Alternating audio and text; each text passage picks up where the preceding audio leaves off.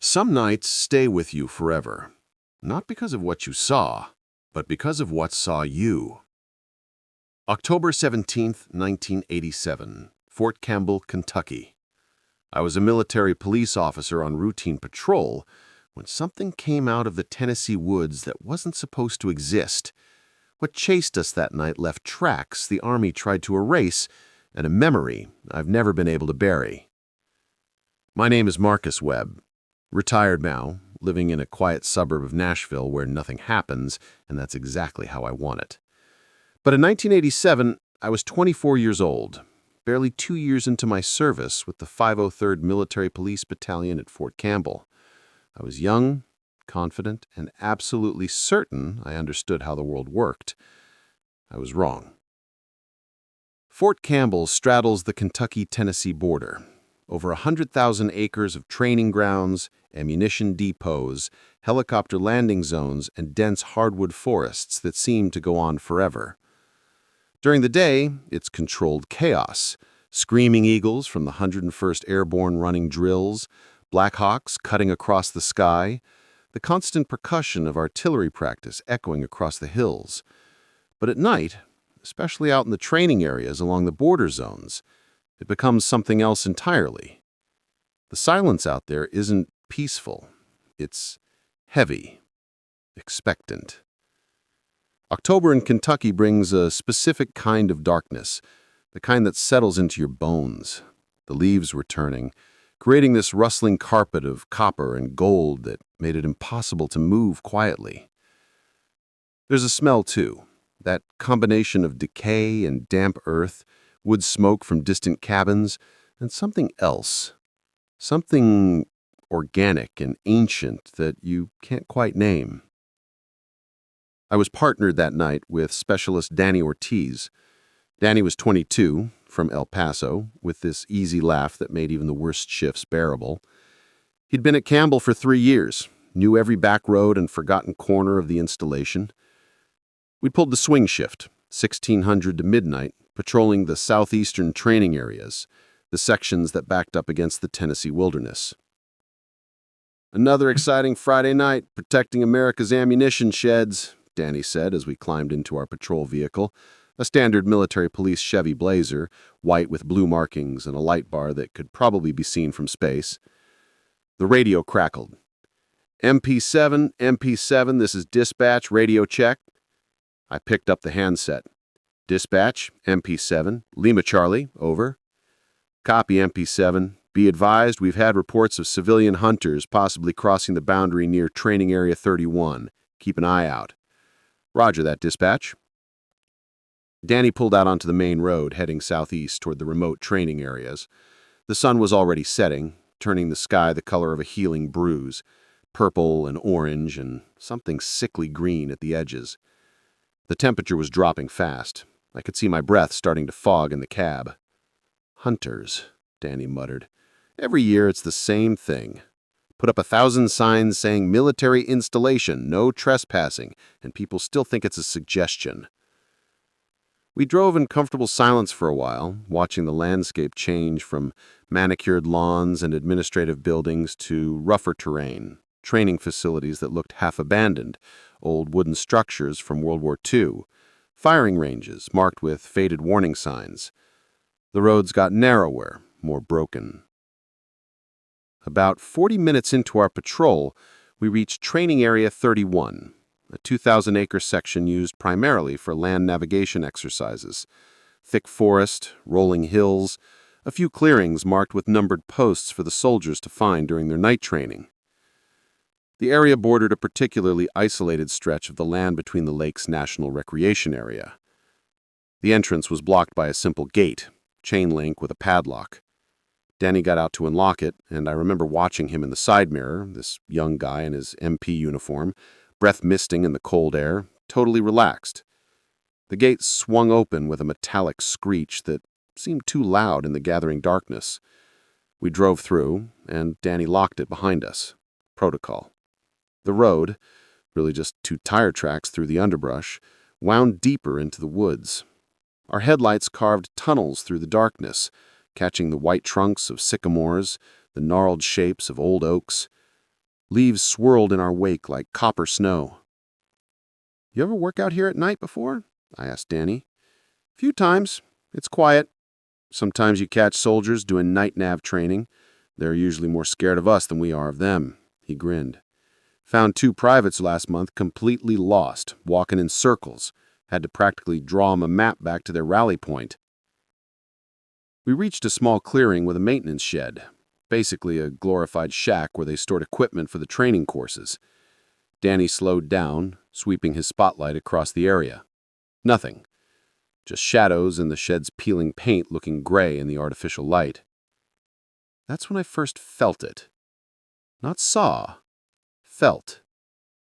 It was like the air pressure changed. You know that feeling before a thunderstorm when your skin prickles and the world holds its breath? It was like that, but wrong. Colder. The hairs on the back of my neck stood up and I found myself scanning the tree line, looking for what? I didn't know. "Danny, you feel that?" He glanced at me, then back at the woods. "Feel what?" "I don't know. Something's—" I trailed off, feeling stupid. Never mind. But Danny wasn't laughing. He killed the spotlight and we sat there in the dark, just the glow of the dashboard instrument tick of the cooling engine.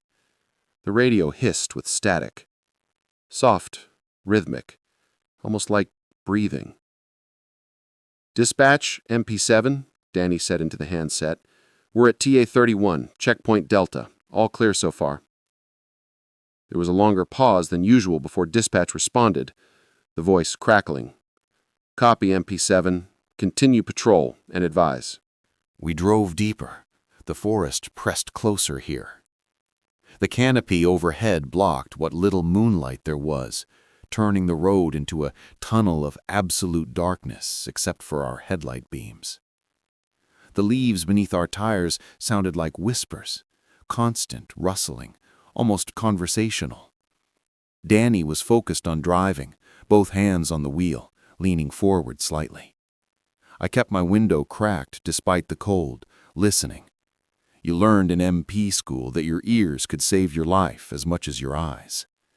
I could hear the engine, our breathing, the leaves, the occasional crack of a branch settling in the cold. And then something else. It was distant at first, a low sound that might have been wind or might have been something else. A kind of huffing, like breath through a massive chest. It came and went, never quite repeating the same way. "You hear that?" I asked, quieter this time. Danny slowed the blazer to a crawl. "Yeah, could be deer. They can sound weird at night." But it didn't sound like any deer I'd ever heard. It was too deep, too deliberate, and it seemed to be moving parallel to us, somewhere off to the left, deeper in the woods. We came to another clearing, this one larger, maybe half a football field across, ringed by towering oaks. In the center stood one of the numbered posts for LamNav, a white sign with 17 painted in black. Our headlights caught something else. Tracks. Danny stopped the vehicle and we both got out, leaving the engine running and the headlights on. The cold hit me immediately. It had to be in the low 40s by now, and my breath came out in thick clouds. I grabbed my flashlight from my belt, clicked it on. The tracks crossed the clearing, moving from the western tree line toward the east. They were wrong. Too big. Each print was easily 15 inches long, maybe more, pressed deep into the soft earth. They looked vaguely canine, elongated with claw marks, but the stride length was massive. Whatever made these was walking on 4 legs and covered ground in 8-foot increments. "Jesus Christ," Danny whispered. He knelt beside one of the prints, not touching it, just staring. "Marcus? What the hell is this?" I swept my flashlight across the clearing, counting. 12 prints. 13. They moved with purpose, not wandering, heading straight into the eastern woods, where the forest became even denser. "Could it be a bear?" I asked, knowing even as I said it that it wasn't. Bears don't move like this, and their prints aren't shaped like... Danny stopped, his flashlight beam freezing on something at the edge of the clearing. Gouges. Deep scratches in the bark of an oak tree, starting about 7 feet off the ground and dragging down in 4 parallel lines. Whatever made these had claws like railroad spikes. Fresh sap gleamed in our flashlight beams, reflecting amber and gold. The radio in the blazer crackled. All units, be advised we've lost radio contact with Roving Patrol 3 in the northern sector. Any units in the vicinity, please respond. Danny and I looked at each other. Roving Patrol 3 would be another MP unit, probably 2 guys just like us, somewhere on the other side of the installation. Danny jogged back to the vehicle, grabbed the handset. Dispatch, MP7. We're in the southeastern sector, TA31. Can't assist with northern sector. But dispatch, we've got something weird here. Large tracks, not consistent with any known wildlife, requesting permission to document and withdraw. Static. Longer this time.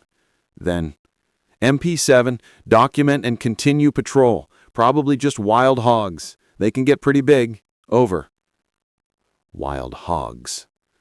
I'd seen wild hogs. These weren't wild hog tracks. But we followed orders. I pulled out our Polaroid camera, standard equipment for documenting anything unusual, and took 4 shots of the tracks and the claw marks. The flash was blinding in the darkness, leaving purple afterimages floating in my vision. The photos developed slowly, that chemical smell mixing with the forest air, gradually revealing what we'd seen. Danny bagged them, logged the time and location in our patrol book. His handwriting was shakier than usual. We should go back, call this in properly, get a daylight team out here. Can't. Dispatch said continue patrol. We still got 3 more checkpoints before we can RTB. Danny's voice was tight. He was scared. So was I. We got back in the blazer. Danny turned us around, heading deeper on the patrol route rather than back toward the gate. Protocol said you always completed your route unless ordered otherwise. Protocol was written by people who'd never seen what we'd just seen. The road climbed, winding up a ridgeline. The trees thinned slightly here, and through gaps in the canopy I could see stars, cold and distant and utterly indifferent. The temperature inside the cab was dropping despite the heater running full blast. Our breath fogged the windows. That's when the smell hit us. It came through the vents, through the cracked window, seeping into the cab like something physical. Imagine wet dog, rotting meat, and musk, the kind of thick organic stench that coats the back of your throat and makes your eyes water. It was the smell of something wild, something that never been domesticated or categorized or understood.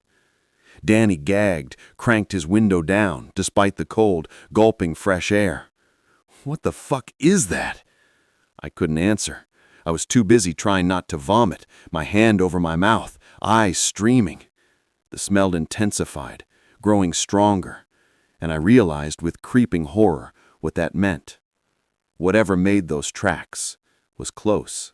The road leveled out at the top of the ridge, running along a narrow spine with steep drops on either side. Our headlights showed nothing but empty road ahead, trees pressing close on both sides, their branches forming a tunnel overhead. Then the blazer's engine sputtered. "No, no, no," Danny muttered, pumping the gas. The engine coughed, coughed again. We were slowing down. "Danny, what's wrong?" "I don't know. Tank's full. We just serviced this thing yesterday."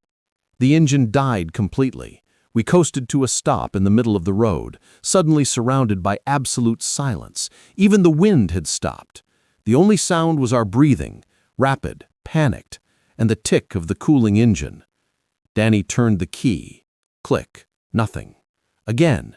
Click, click, click. Dead. "Dispatch, this is MP7, I said into the handset, trying to keep my voice steady.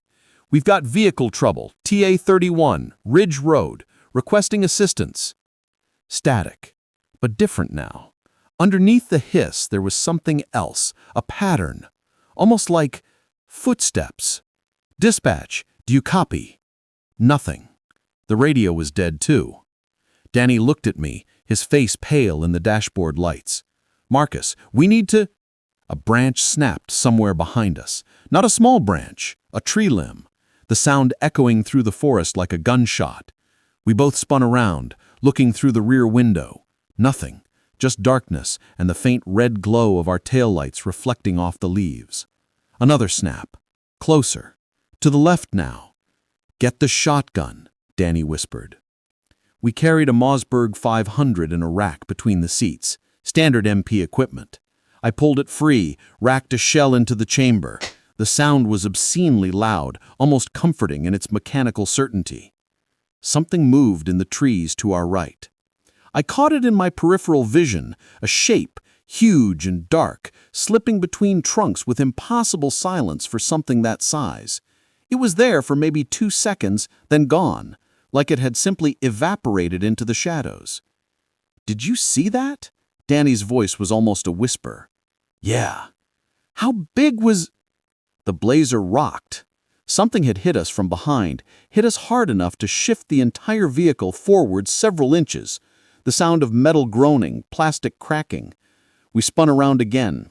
Through the rear window, illuminated by our taillights, I saw it.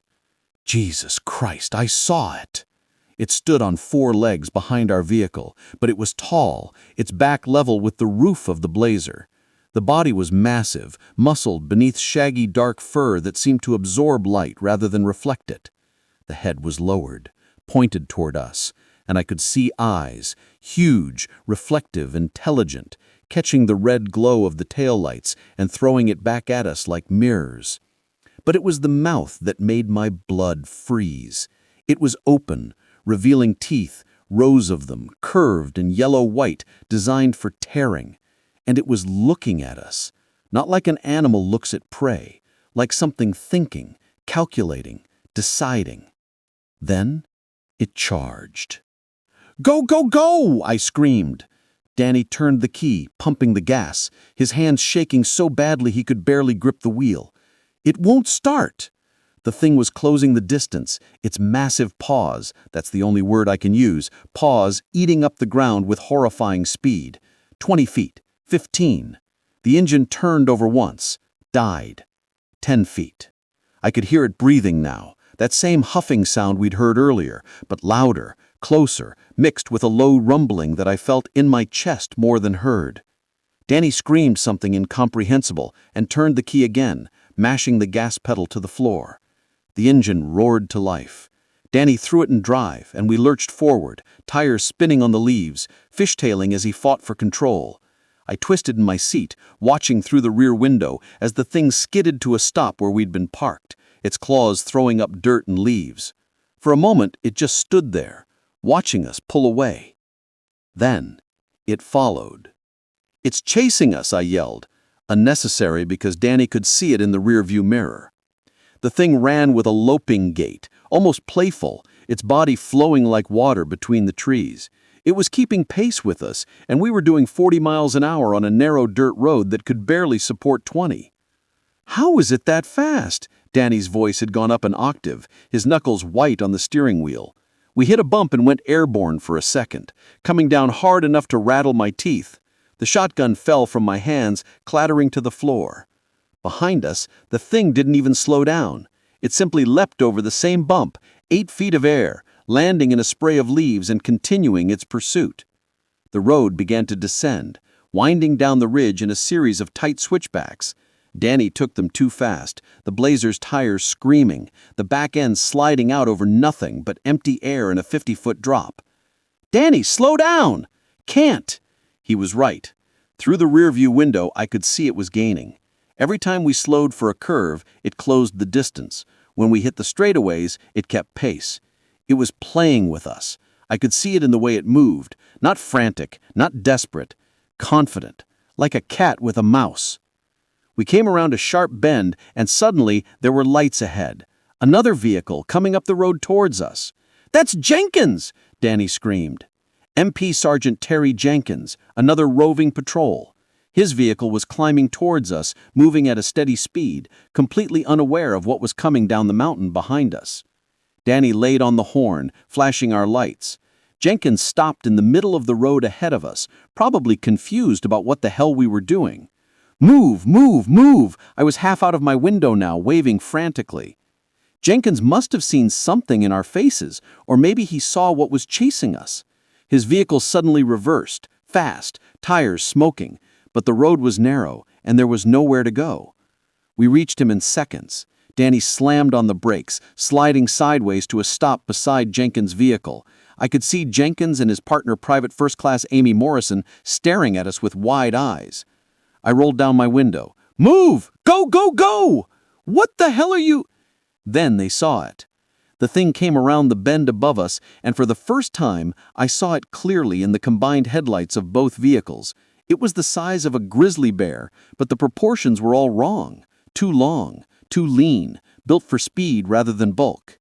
The fur was dark brown, almost black, matted and thick.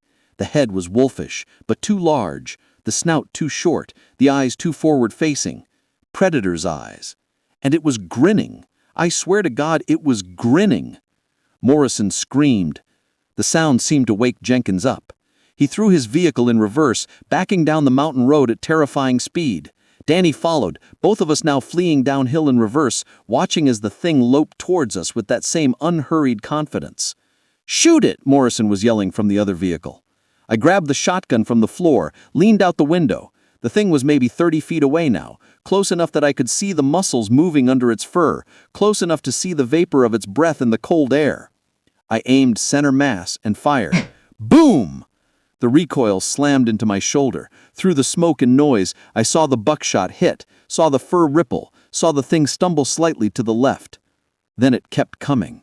I racked another shell, fired again. Another hit. This time I definitely saw it react. A flinch, a slight change in gait. But it didn't stop. It didn't even slow down significantly. "Marcus! Road!" Danny screamed. I spun around. We'd reached a straightaway, and Jenkins had turned his vehicle around, was now accelerating forward. Danny did the same, the Blazer sliding through the turn, tires barely holding. Then we were both racing down the mountain, headlights bouncing crazily over the road ahead. The thing was right behind us. I could hear its breathing over the sound of the engines, over Morrison's screaming, over everything. That deep huffing, rhythmic and steady, like it could run forever. We burst out of the tree line into one of the larger training clearings, the same one where we'd seen the tracks earlier. Open ground, nowhere to hide. "The gate!" Danny yelled. "We make it to the gate, we're out!" The entrance gate was maybe a mile ahead, at the bottom of the hill. Both vehicles pushed their engines to the limit, speedometers climbing past 60 on terrain that was never meant for it. Behind us, the thing finally seemed to understand we might escape. It put on a burst of speed that shouldn't have been possible, closing the distance so fast that I could see individual hairs on its body, could see the saliva stringing between its teeth, could see the intelligence burning in those terrible eyes. 20 feet behind us, 15, 10.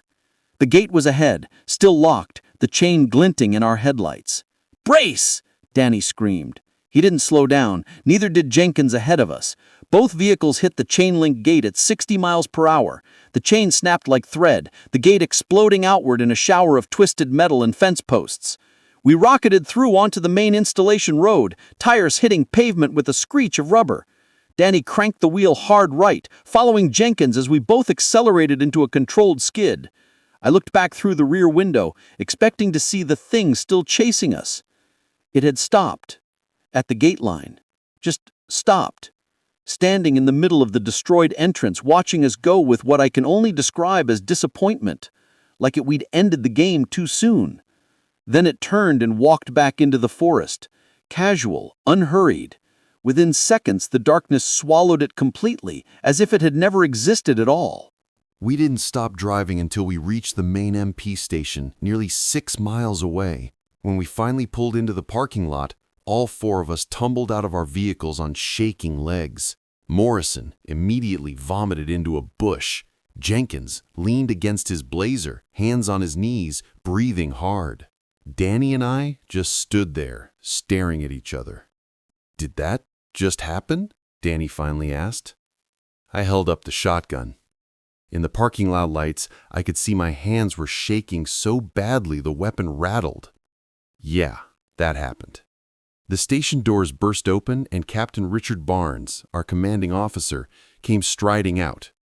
He took one look at us, at Morrison being sick, at Jenkins hyperventilating, at me holding the discharged shotgun, at Danny's pale face, and his expression went from annoyed to concerned in an instant. What the hell happened out there? We told him, all of it. The tracks, the smell, the thing chasing us, the fact that I'd shot it twice and it had barely slowed down. We showed him the Polaroids Danny had taken of the tracks. Jenkins and Morrison corroborated everything. They'd seen it too, seen it clearly in the headlights. Captain Barnes listened to the whole thing without interrupting. When we finished, he was quiet for a long moment, just looking at the photos, his jaw working like he was chewing on words he didn't want to say.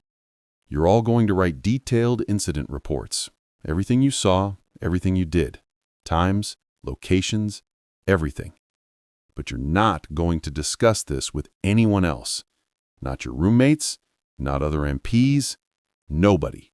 Understood? Sir, what was that thing? I asked. I don't know, Webb, but we're going to find out. He looked at the destroyed gate visible in the distance, at our damaged vehicles. Go to the clinic. Get checked out.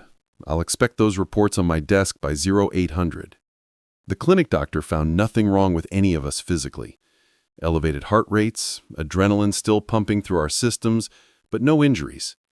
I had a bruise on my shoulder from the shotgun recoil. That was it.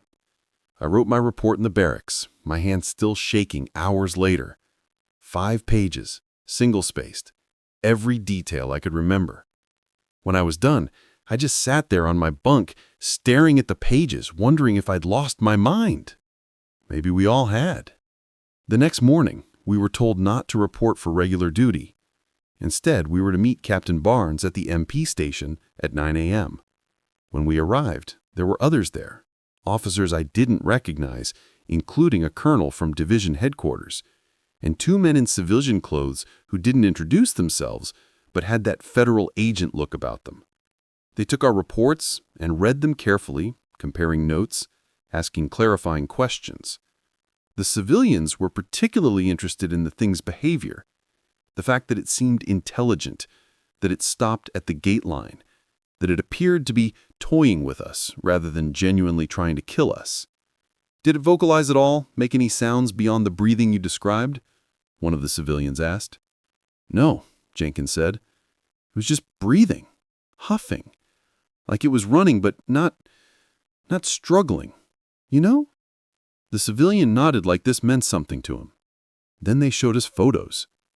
Black and white surveillance images, grainy and unclear, but definitely showing something large moving through forest terrain. The photos were stamped with dates: October 1984, March 1986, June 1987. Different locations, but all within a 50-mile radius of Fort Campbell. This has happened before? Danny asked. The colonel cleared his throat. There have been, incidents, reports of unusual wildlife activity in the training areas. Usually it's nothing, misidentified bears, coyotes, the usual suspects. But occasionally, he gestured at our reports, occasionally we get something like this. What is it? I asked.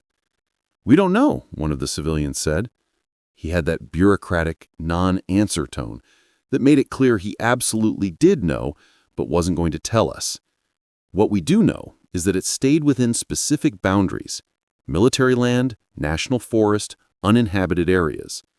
It's never approached civilian populations or residential zones. Yet, Morrison muttered. Yet, the civilian acknowledged, which is why we take these reports seriously. They sent a team out to Training Area 31 that afternoon. Full security detail, wildlife experts, the works. We weren't allowed to go, but Danny heard from one of the gate guards that they'd found more tracks, more claw marks, and something else. A partially eaten deer carcass, still warm, with bite marks that didn't match any known predator in Kentucky. They set up cameras, motion sensors, the whole 9 yards. For the next week, MPs patrolled in groups of 3 vehicles. Nobody went into the remote areas alone, and there was always a helicopter on standby. Nothing happened. The tracks stopped appearing. The cameras caught nothing but occasional raccoon or deer. The motion sensors pinged for squirrels and windblown branches. Whatever it was, it had vanished as completely as it had appeared. After 2 weeks, operations returned to normal.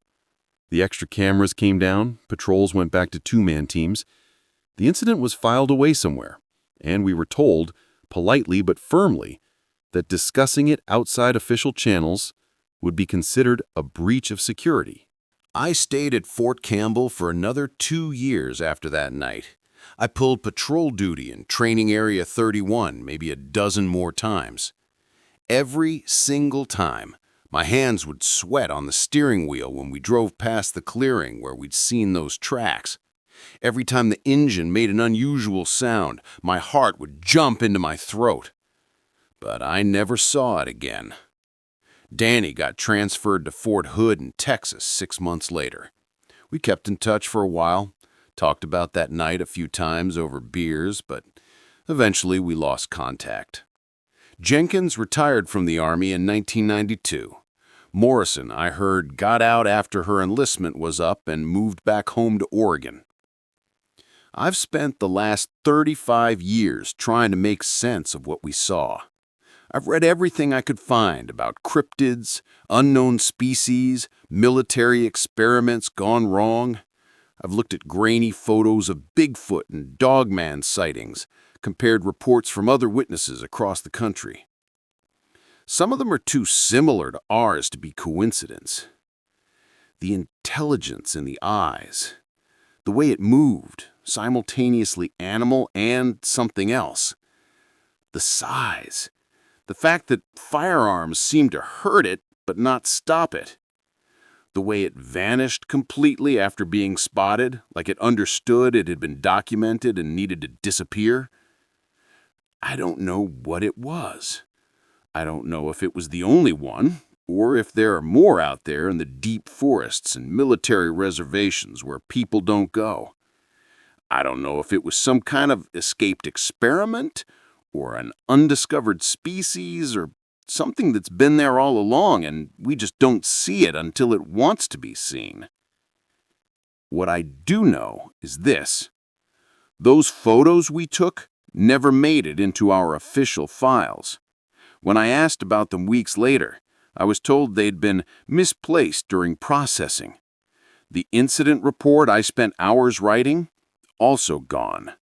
Captain Barnes claimed there was a filing error, but the look in his eyes told me he'd been ordered to make it disappear. The damage to the gate was officially explained as vehicle collision during pursuit of trespassers. Our damaged vehicles were repaired and put back in service. The claw marks on that oak tree in the clearing? When I went back to look a month later, someone had cut down the entire tree. Just that one. The stump was fresh, and there was no official record of any tree removal in that area. I also know this. I'm not crazy. Danny wasn't crazy. Jenkins and Morrison weren't crazy. We saw what we saw. We all saw it, together in perfect clarity. Something exists out there in those forests, something large and intelligent and unknown to science. Something that understands boundaries and tactics and when to hunt and when to hide. And it's still there. I know because I still get emails sometimes, forwarded through old Army contacts. Reports from MPs at Fort Campbell who had a strange encounter in the southeastern training areas. Descriptions of tracks that don't match any known animal. Stories of vehicle engines dying in remote locations.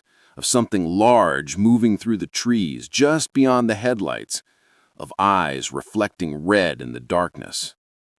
The Army investigates. They send out teams, they find evidence, tracks, claw marks, partially eaten carcasses. They set up cameras and sensors and wait. And then it stops. The evidence disappears. The reports file away. The cycle continues. Last month, I got a call from a young MP stationed at Campbell now. He'd heard the old stories, the unofficial ones that get passed down in barracks late at night. He wanted to know if it was true, if something really happened in 1987. I asked him why he was calling. "Because I think I saw it," he said. His voice had that same quality Danny's had that night, scared but certain. 3 nights ago in Training Area 31, my partner and I were doing a patrol check, and something crossed the road ahead of us. Something huge. We didn't get a good look, but sir, I know what bears look like. That wasn't a bear. I told him to write a detailed report, to document everything, to not let anyone tell him he didn't see what he saw. But I also told him what I've learned over the years. Some things don't want to be found. Some things exist in the spaces between the official record and reality, in the forests too deep and dark for people to comfortably explore. Some things have been there longer than we have, and they've learned how to stay hidden, coming out only when they choose, on their own terms. And if you see one, if you're unlucky enough or lucky enough, depending on your perspective, the best thing you can do is survive the encounter, document what you can, and accept that you'll probably never know the truth. Because the truth is classified, or lost, or buried, or maybe it was never recorded in the first place. I'm 61 years old now.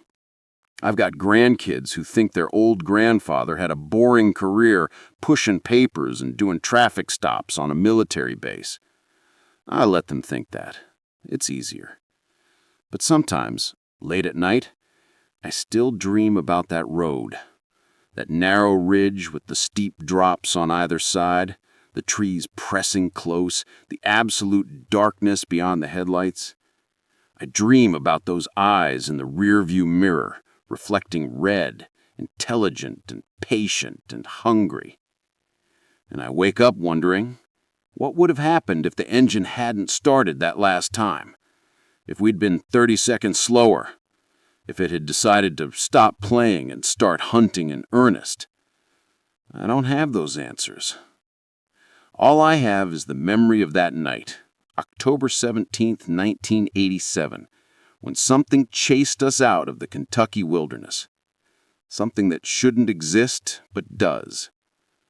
Somewhere out there in the deep forests of Fort Campbell, I think it's still there, still watching, still waiting, still playing its game with anyone unlucky enough to drive those roads at night. I just hope I'm never the one who has to prove it again. The last official sighting report from Fort Campbell's Training Area 31 was filed on November 3rd, 2024. The report describes large unidentified tracks and evidence of unusual predator activity. The report was classified as Administrative Review Pending and removed from public record 2 weeks later. The cycle continues.